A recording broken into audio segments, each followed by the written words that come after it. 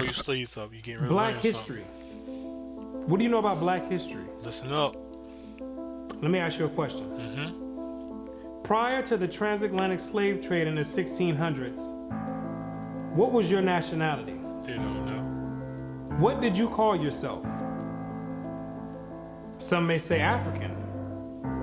Well, Africa is a continent, and in that continent, there's over 47 different countries in there. Pick one. Which one do you come from?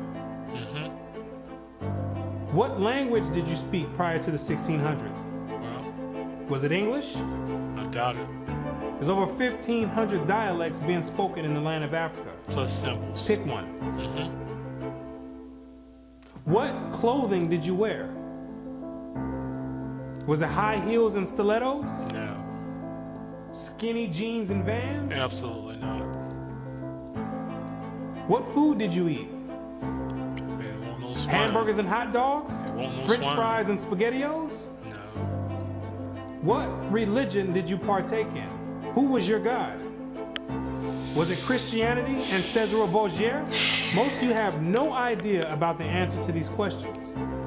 You have no recollection of any history prior to the transatlantic slave trade. Now, is that a coincidence or by random chance? No. I don't think so.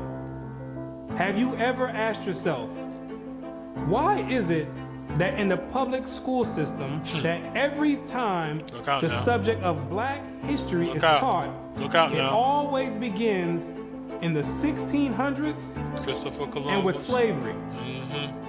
Why is that? Doesn't that raise some antennas I won't and go no spark further back. inquiry?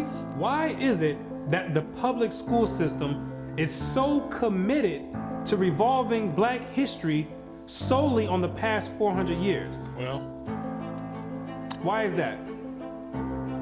Is it because there's a deficiency in historical data? no, absolutely not.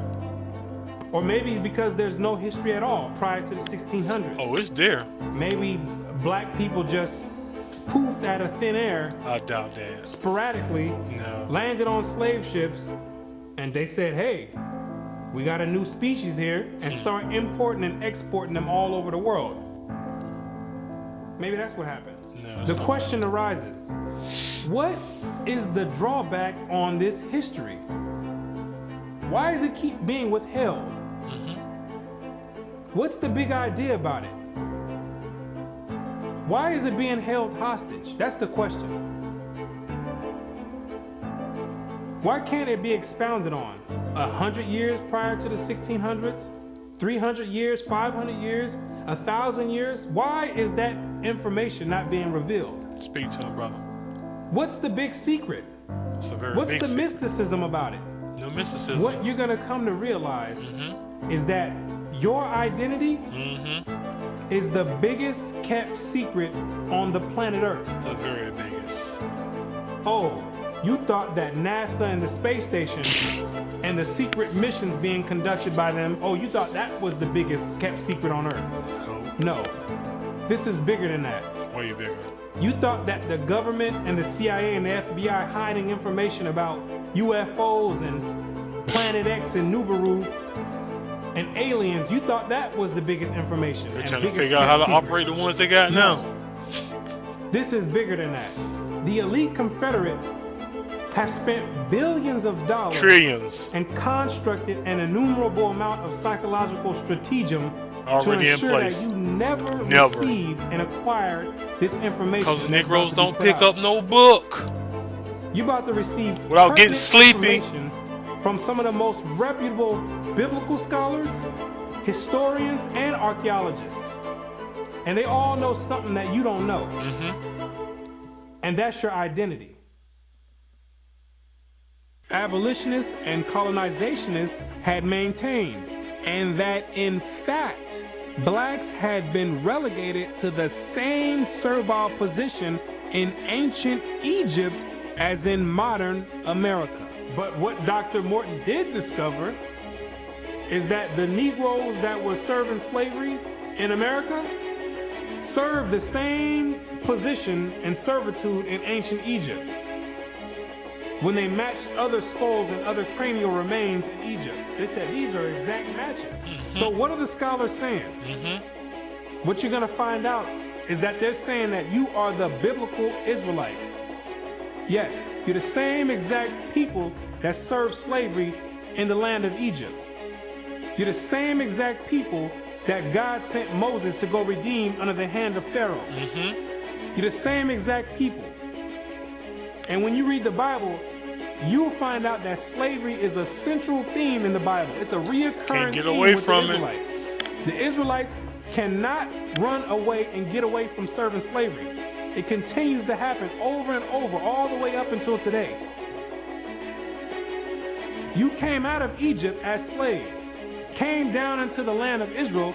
No sooner as you got there, then you had the Assyrians come, capture the land of Israel, and take you and make you slaves. In the 9th year of Hoshea, the king of Assyria took Samaria and carried Israel away into Assyria. You came out of the land of Assyria, went back to the land of Israel. Then the Babylonians came, which are the modern day Ethiopians, the Cushites, came to the land of Israel and made you slaves. So all Israel were reckoned by genealogies. And behold, they were written in the book of the kings of Israel and Judah, who were carried away to Babylon for their transgression. You came out of the Babylonian captivity, went back to the land of Israel. Then the Persians came on down there, took the Israelites and made you slaves. For we were bondmen, yet our God hath not forsaken us in our bondage, but hath extended mercy unto us in the sight of the kings of Persia. Hey, what about that part where Jeremiah asked God about Persian Medo captivity, Israelites? went back to the land of Israel, rebuilt the temple up. Then the Greeks came on down there, took you and made you slaves, to entreat them that they would take the yoke from them.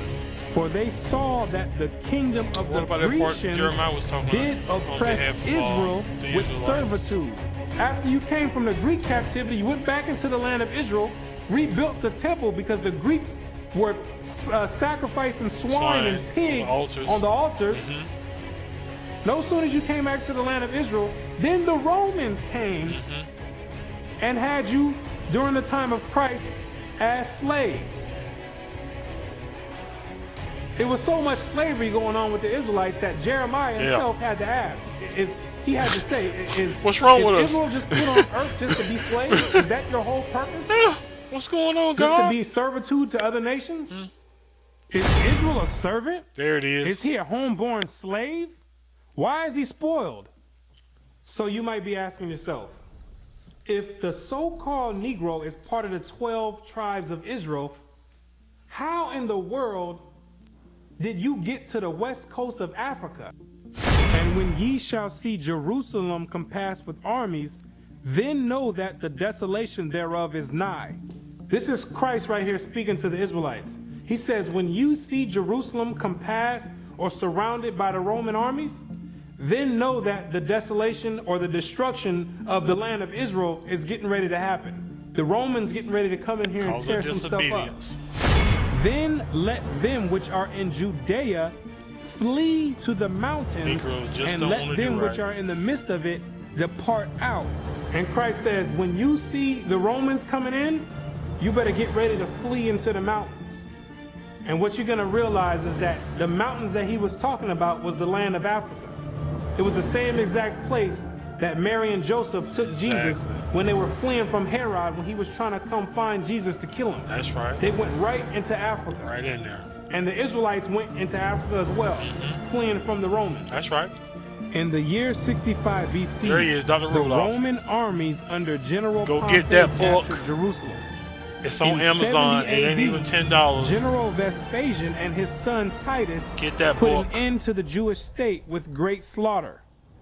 During the period from Pompey to Julius, it has been estimated that over 1 million Jews fled into Africa, fleeing from Roman persecution and slavery. The slave markets were full of black Jewish slaves.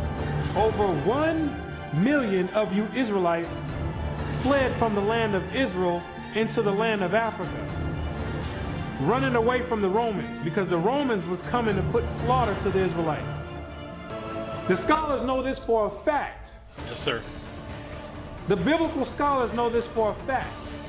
Scholars know this for a fact. The biblical scholars know this for a fact. Because the Romans were relentless and they were adamant about putting all Israelites to death. So in order to get any type of peace, the Israelites had to start migrating to the sub-Sahara parts of Africa. The scholars know this for a fact. Absolutely. The biblical scholars know this for a fact. They know all the history of the Israelites and their migration patterns. Whatever may be thought of the more or less mythological traditions connected with the earliest Jews in North Africa, it is now practically an established fact that a Jewish nation, Jewish at least in faith, and perhaps too in origin, long held sway south of the Sahara. Centuries, Jews are believed to have settled in Western Africa during the height of the Songhai, Mali, Ghana, and Kanem-Bornu empires.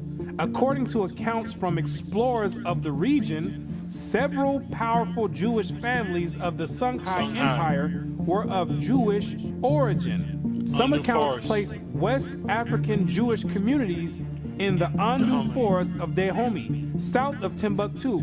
In the 1930s, these groups still maintained a Torah scroll written in Aramaic Burn it with a that hot had been iron burned so it couldn't into be changed. parchment with a hot iron instead of ink so it could not be changed. Yeah. In the 1930s, the historians went over there and still found Israelites over there that didn't get captured in the slave trade, still practicing the Hebraic faith, still knowing who they were. With a Torah, which is the first 5 books of Moses, written in Aramaic. That's the ancient language. And it's a shame that they have to burn it in hot iron so the European colonialists don't come over there tampering with it. And taking the evidence and trying to hide the history. It's a shame that they have to do that. It is a total shame that they have to do that. The black Jews had an advantage over the African tribes. They carried their culture, history, laws, and written records with them. The Jews made use of every opportunity. They were an industrious and skillful people. In the Jewish Ghanaian states were found kings, princes, governors, generals, secretaries, treasurers, revenue agents, judges, architects, engineers, doctors, historians, language interpreters, mathematicians, jewelers, sculptors, masons, carpenters, painters of art, goldsmiths, leather workers, potters, armorers, saddlers, blacksmiths, agriculturalists, etc. Who told you that you was a bunch of Negroes running around on the west coast of Africa, butt naked, swinging from vines?